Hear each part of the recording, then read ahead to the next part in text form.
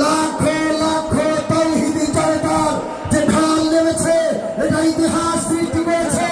এই ধাক্কা ধাক্কি আমি জানি এগুলো ভালোবাসার ধাক্কা ধাক্কি, এজন্য আমি সহ্য করে নিই।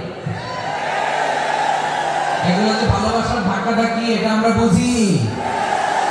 পৃথিবীর কোন আইন সিকিউরিটি প্রোটোকল দিয়ে এটা মানানো যাবে না,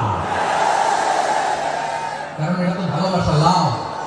লাভ কোন আইন কানুন দিয়ে বাধা যায় না।